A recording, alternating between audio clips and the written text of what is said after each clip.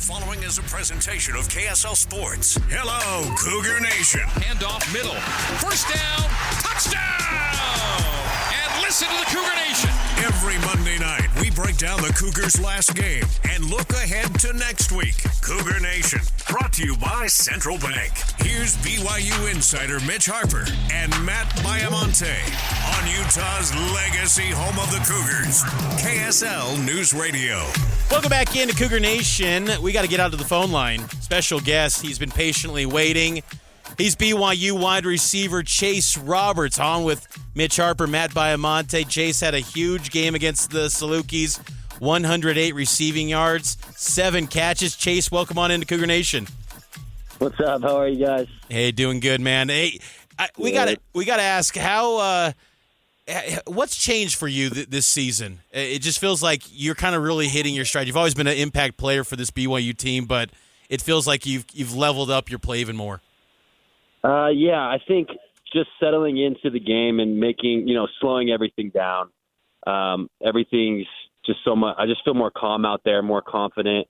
As a captain, just knowing that I need to carry myself a little differently and be able to make plays on the field, as well as lead the team and calm the team down in times of when things aren't going our way. So I think just playing with that calmness and confidence. We, the fans and the media, didn't know who the quarterback was going to be. It ended up being Jake. What'd you make of his debut in 2024? I mean, I've always loved Jake's play, his aggressiveness, and I think he's really settled into that quarterback, feel of just being a leader and being able to spread the ball around and read the defense. He's been awesome, and we saw it this past month with fall camp, and then also this past game. Obviously, he tore it up. I was able to hit some deep passes and make the right read, so really proud of him.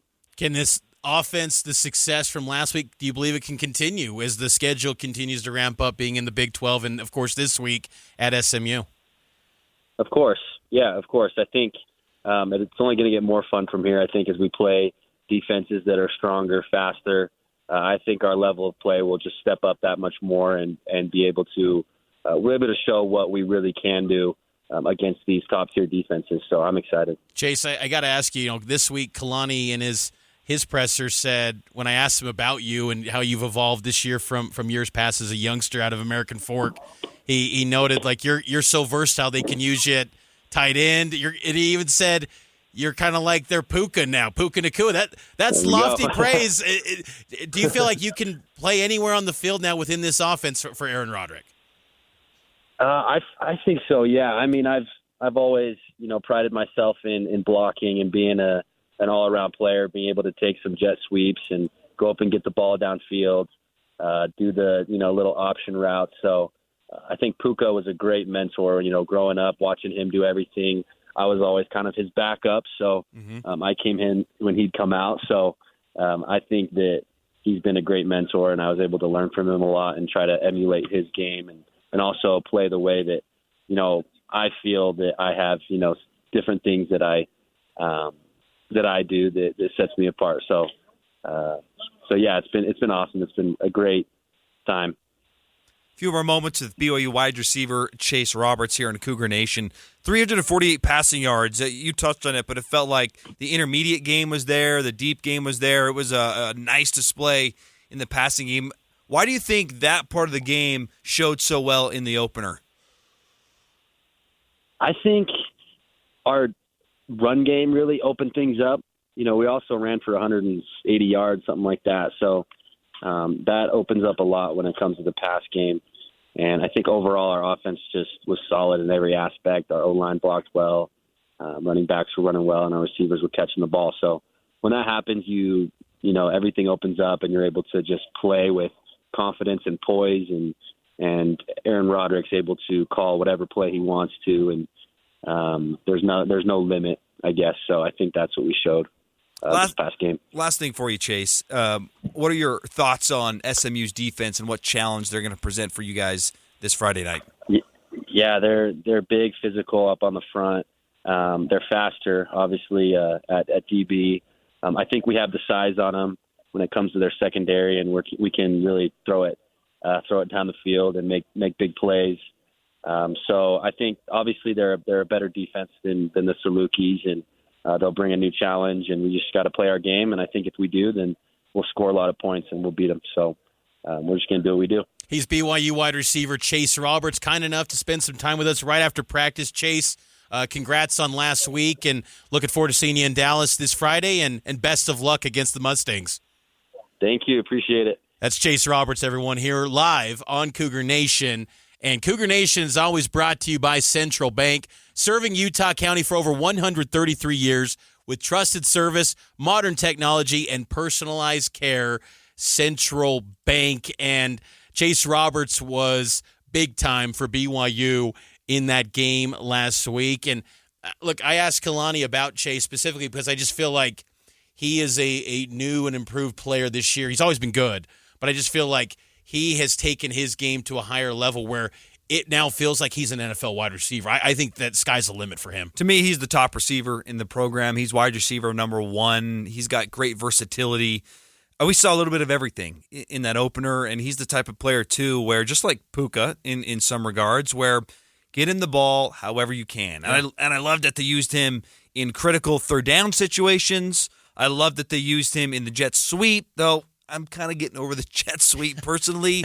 and honestly, there's one guy on the roster that I want to see get in the jet sweep. It's Parker Kingston. Like, get that guy in the jet sweep, but that's neither here nor there. Chase is he's got all the abilities. He's got the speed. He's got the size. He's got great hands. I think Chase Roberts is the best wide receiver on the team, and I love that Jake. The two things that Jake did really well from a pass perspective, outside of the accuracy, and I like that, one, he spread the ball around. There were double-digit guys catching passes in that game. I like that. But also, highlight the best players. Like, get Chase the ball, 7 times? Like 8 targets. 8 targets, 7 catches. He needs to be at 8 and 10 targets a game. I don't care. If it's a one-on-one and you throw it up, I like your chances with Chase. And that was a really good start for him in the opener. And Chase is a dang good football player. Sometimes I think we forget how impactful he was in his debut in 2022. Think about how good he was against Baylor when BYU upset Baylor. Yeah. Like, Chase has the ability to be an NFL wide receiver. And he led BYU in receiving yards last year, and that gets forgotten because just the offense struggled. But it's also fun to look at the box score from last week, and you look at all the names, all but 2 on the offensive sheet are guys that were part of the program last year. And I really feel, Matt, that the continuity piece that the coaches talk so much about this year, it kind of shined through where everyone knew where to be. The alignment, everything that went with the offense, it was just operating at a high level where there was no confusion. So many times last year we would see confused faces of where do I line up? Where do I need to be? That wasn't happening. And then lo and behold, you see BYU putting up big numbers and dominating an opponent that's far inferior. If you can take care of the little things, lining up, taking care of your timeouts, it's all going to work out. BYU's got talent. It's not like BYU has this roster. There's this narrative that they have no talent. They never got a Big 12 bump. That's wrong. BYU's got legit athletes, and Chase Roberts embodies that. But I just think that they need a little bit more time. They understand the Big 12 now.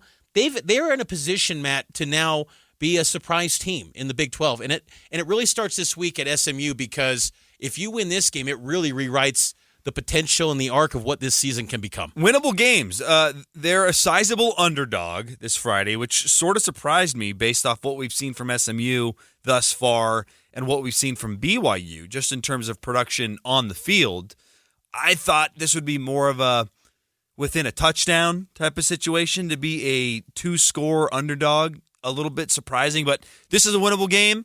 The game after against Wyoming, we don't want to get too far ahead of ourselves, but that is a very winnable game. You should beat Wyoming. If you start 3-0 and you got the favorability of some big games at home, yeah, you could dream a scenario in which you far exceed expectations, dare I say 7 or 8 wins. So, but this one this Friday night is a big one, and we'll kind of preview that one a little bit more. 801-575-8255. Get on board with us. Share your thoughts on BYU football. We're taking our final timeout. On the other side, we will preview BYU versus SMU. We will also discuss, Jake Retzlaff. Continue to get your thoughts on his performance. And has your opinion changed, Cougar Nation? 801-575-8255. Cougar Nation, sponsored by Central Bank.